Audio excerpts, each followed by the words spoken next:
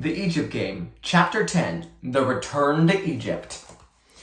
The trick-or-treat group was a milling mob of devils, witches, tramps, and monsters. Mr. Barkley, who always acted as if being the father of a 6-year-old twin boys, was almost more than he could stand, looked positively exhausted. And even Mr. Kamada's sturdy real estate salesman smile was beginning to wilt. Outside the Casa Rosada, a black cat, a mechanical man, a Little Red Riding Hood, 2 tramps, and 4 ancient Egyptians joined the already unwieldy group. They had started off up Orchard Avenue in a sprawly column when Marshall suddenly stopped and tugged at Melanie's arm. "I want a sign," he said loudly. Several of the surrounding trick-or-treaters turned to look at him, and the other 3 Egyptians stared in astonishment. Marshall had never blabbed about secrets before. "Shh!" April hissed. "Not yet. I'll tell you when." "Shh! Marshall, it's a secret!" Elizabeth whispered, covering his mouth with her hand. "What's the matter with you?" Melanie asked in astonishment. Marshall pushed Elizabeth's hand away. "Not a secret sign," he said. "A sign to carry." All of a sudden, Melanie laughed. "Oh," she said, "I guess he thinks we're a demonstration, like at the university. He's never been trick-or-treating because he was too young last year, but he knows about demonstrations." Everybody laughed, except Marshall. "We're not a demonstration, Marshall," Melanie explained, tugging at him to get him moving again. "We're trick-or-treating.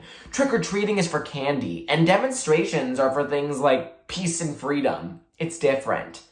Marshall relaxed and allowed himself to be pulled down the street, but he didn't look convinced. "I'm a demonstration," he said firmly. When the crowd turned up Elm Street, where there were no more good houses to visit, the Egyptians began to drop to the rear of the group where it would be easier to get away. That meant they were the last ones up to each home, and sometimes most of the good stuff was already taken, but they hardly noticed. They were too busy looking for an omen. At the last house before they turned off Elm Street, the Egypt Game started up the front walk and collided with 2 other trick-or-treaters who also seemed to be hanging behind the main group. A monster and a pile of walking boxes. "Hey," the monster said, "it's Ross in February. What are you supposed to be?" The rubber monster mask was completely covered by the speaker's head, but the voice was familiar. And besides, the 6th grade boys were the only ones who called April February. Then the walking boxes said, "Hey man, it's a whole herd of Egyptians." He poked Marshall in the stomach and said, "Hi there, King Tut." "Okay, Mr. Wise Guy Alvalar," Melanie said. "I know who you are." She turned to April with an exasperated shrug. "It's Kamada and Alvalar." Ken Kamada and Toby Alvalar were just about the most disgusting boys in the 6th grade, in a fascinating sort of way. They were best friends and always together, and everybody always voted for them for everything and wanted to be on their team. But not April and Melanie. April and Melanie always told each other that Ken and Toby were just ordinary boys, and it was stupid the way everybody treated them so special. April and Melanie just couldn't figure out what people saw in them. Of course, Toby had a special talent for getting people off the hook by making the teacher laugh. Just when Mrs. Granger was really building up a head of steam over something, Toby would make some little remark, and Mrs. Granger would start choking and have to turn her back. Sometimes she tried to pick things up where she left off, but all that lost momentum made a big difference. Ken was sort of cute, in a big, blunt, cocky way. He had a clean-cut, all-American Asian look about him, and he walked with a high school swagger. Toby was thinner, with big ears that stuck out of his shaggy hair and enormous brown eyes that were always up to something. Like a pair of TV screens turned on full blast. But right now, you couldn't see what either one of them really looked like at all. Ken had a man's old overcoat on over a pillow-padded hunchback, and, wouldn't you know it, rubber monster hands and feet too, as well as the mask. Ken's father sold a lot of real estate, and he could afford expensive stuff like that. Toby was the box man. He had a small box over his head with a saran wrap covered opening like a TV screen to look through.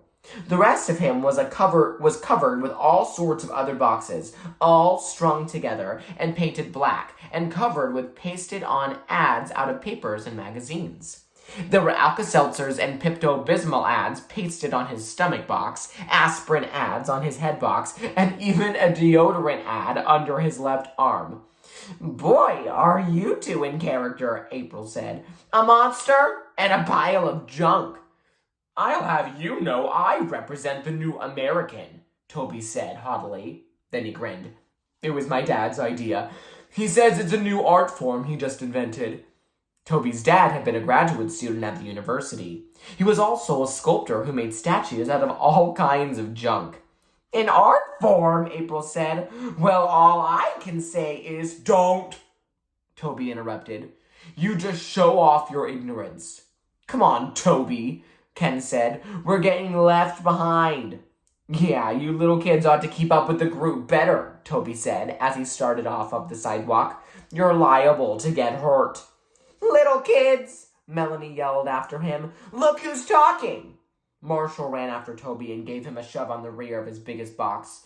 "We're not little kids," he said. "We're Egyptians." Toby swiveled his TV head around and surveyed the damage. "Hey, watch it," he said. "You just bent my jockey shorts ad." April and Melanie didn't believe in encouraging Toby by laughing at him, but that was too much. By the time the Egyptians got over their convulsions of giggles, Ken and Toby had disappeared around the corner, and the lady whose walk they were on was calling to ask if they wanted some candy or not. After that, Melanie suggested that maybe they better stay up with the group a little better, or the fathers would notice to start watching them. But even when they were trying, it wasn't easy to catch up because their costumes were such a success. At almost every house, they had to be admired and questioned, and other members of the family had to be called to see them, particularly Elizabeth and Marshall. Everyone thought Elizabeth and Marshall were just darling and adorable, and then they had to be admired and fussed over before the Egyptians could take their candy and leave. At last, at one house, they had to wait until the man got his flash camera out to take their picture. And when they finally got away and rushed down the stairs, the big group of trick-or-treaters had completely disappeared. There they were, all alone on the dimly lit sidewalk, and it was suddenly very quiet. They ran down the block to the corner, where they couldn't look all four ways, but still there wasn't a person in sight. They were still just standing there, looking around and wondering what to do, when suddenly Melanie pointed at the star. At the horizon. "Look," she said, "a shooting star!" "A shooting star!" Everyone repeated it in whispered unison as if they'd been rehearsed. Then everybody looked at April. She nodded. "The secret omen," she said slowly, making every syllable heavy with significance. Marshall started turning around and around, smelling the air. Looking around one last time to be sure no one was watching, the girls grabbed Marshall out of his tailspin and started down the sidewalk in the direction that they had come. They scurried down 2 blocks without seeing a soul, turned the corner, and a moment later ducked into the alley that led to Egypt. If the secret and mysterious land of Egypt was fascinating in the daytime, it was doubly so at night. Dimly lit by a distant streetlight, 2 flashlights, and a jack-o'-lantern, it was almost too fascinating to bear. April told everyone to wait just inside the fence while she tiptoed forward and lit the cone of incense on the altar of Set and the 2 candles that stood before the goddess Isis. Then she motioned everyone forward.